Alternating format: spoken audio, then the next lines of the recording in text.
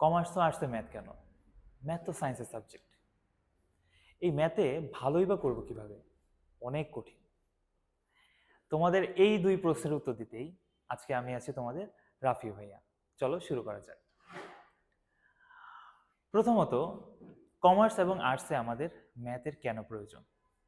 তোমরা জানো আমাদের একাডেমিক থেকে শুরু করে চাকরি ক্ষেত্র পর্যন্ত, চাকরির পরীক্ষা পর্যন্ত আমাদের ম্যাথ প্রয়োজন হয়।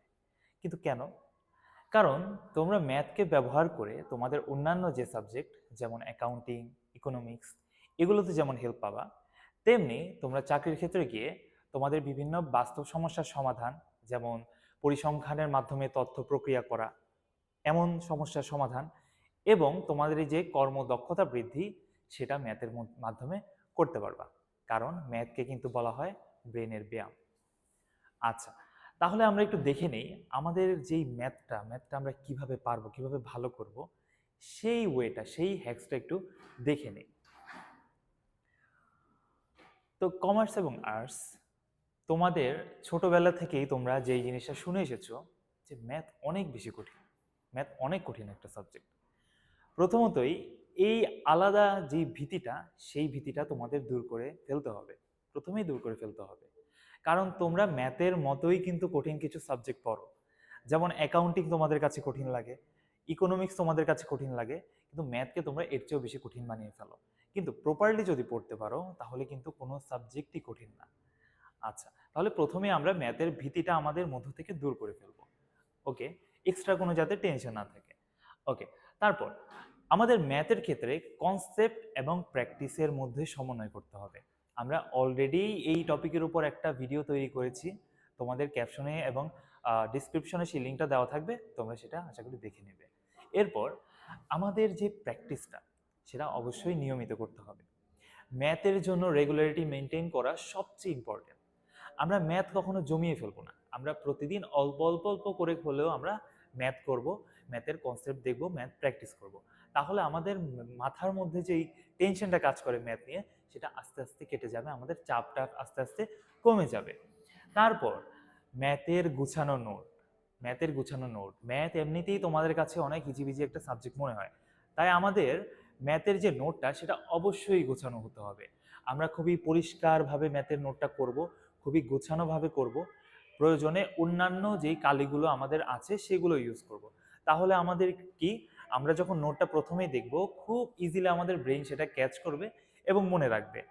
অন্যথায় কিন্তু আমাদের হিজিবিজি একটা নোটে কিন্তু আমাদের ব্রেন প্রসেস করতেই সম্পূর্ণ টাইমটা নিয়ে নেবে, ম্যাথ আর আমাদের বোঝা হবে না, মনেও থাকবে না। তারপর দেখি আমরা ম্যাথ করার ক্ষেত্রে বাস্তব জীবনের সাথে রিলেট করার ট্রাই করব। বাস্তব জীবনের সাথে একটু আগে বলে এসেছি ম্যাথ আমাদের বাস্তব জীবনে অনেক কাজে লাগে। যেমন তোমার বাবা অথবা তোমার মা ব্যাংকে টাকা রেখেছেন, রাখার পর হয়তো বা 1 বছর পর বা 2 বছর পর একটা নির্দিষ্ট পরিমাণ লাভ পেয়েছেন।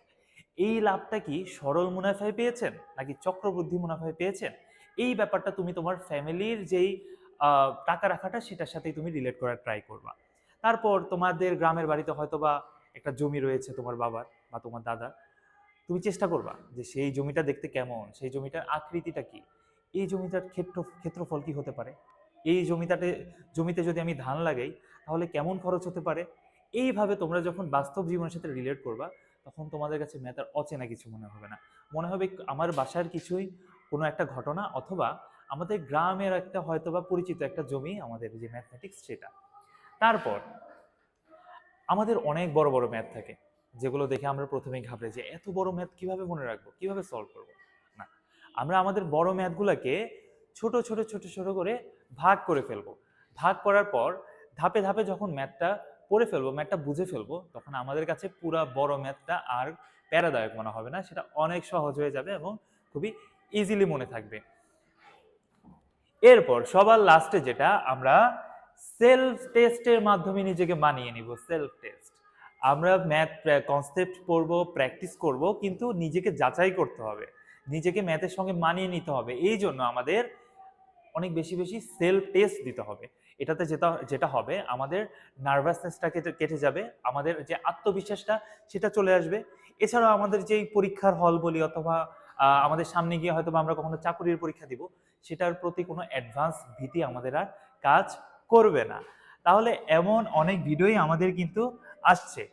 এভাবেই কিন্তু আমাদের সাথে থেকে তোমরা আরো অনেক স্টাডি হ্যাকস এবং টিপস পেতে পারবে, এবং পেতে আমাদের ফেসবুক পেজ এবং ইউটিউব চ্যানেল দ্য কিউরিয়াস ক্লাসরুমকে ফলো করো। Thank you so much.